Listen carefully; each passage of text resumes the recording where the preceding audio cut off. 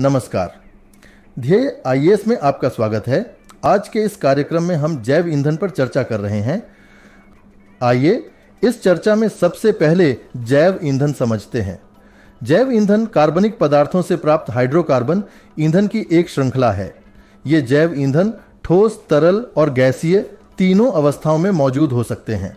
अगर हम जैव ईंधन की विभिन्न श्रेणियों की बात करें तो इन्हें 4 श्रेणियों में विभाजित किया जा सकता है।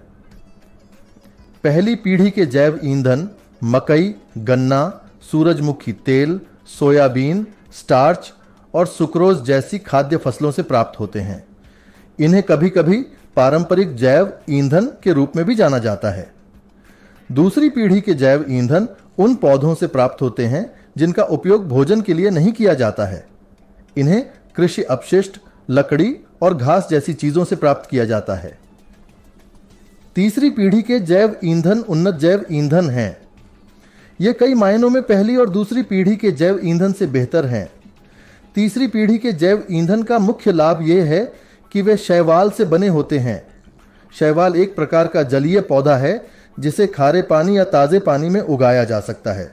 ये बहुत जल्दी उगते हैं और इन्हें उगाने के लिए भूमि या ताज़े पानी की आवश्यकता नहीं होती है। जबकि चौथी पीढ़ी के जैव ईंधन जेनेटिक इंजीनियरिंग से तैयार किए जाते हैं।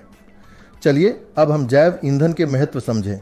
जैसे जैसे तेल जैसे पारंपरिक जीवाश्म ईंधन की लागत बढ़ती जा रही है, जैव ईंधन एक लागत प्रभावी और संभावित रूप से अधिक स्थिर ऊर्जा स्रोत प्रदान करते हैं। जैव ईंधन ग्रीन हाउस गैस उत्सर्जन को कम करने में योगदान देते हैं, जिससे वे जलवायु परिवर्तन से निपटने के प्रयासों का एक महत्वपूर्ण हिस्सा बन गए हैं।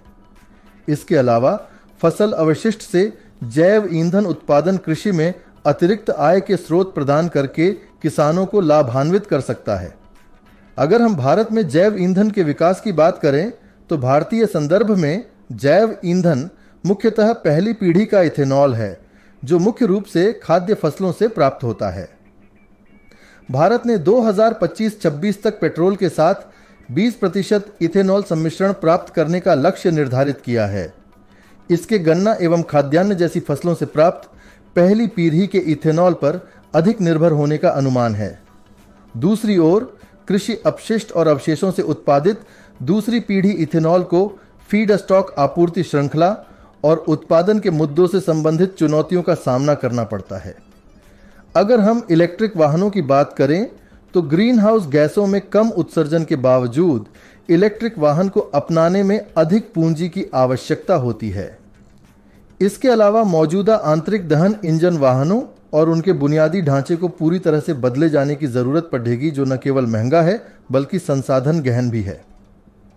इसके विपरीत जैव ईंधन एक विशिष्ट लाभ प्रदान करते हैं। इन्हें न्यूनतम संशोधनों के साथ मौजूदा आंतरिक दहन इंजनों में मिलाया जा सकता है। इसके अलावा जैव ईंधन हेतु आयात पर भी निर्भरता नहीं है। चलिए अब देखते हैं कि भारत की जैव ईंधन रणनीति में क्या चुनौतियां हैं। इथेनॉल उत्पादन के लिए गन्ना जैसी फसलों को अधिक उगाने से भूजल में कमी और संभावित खाद्य सुरक्षा चिंताएं पैदा होगी।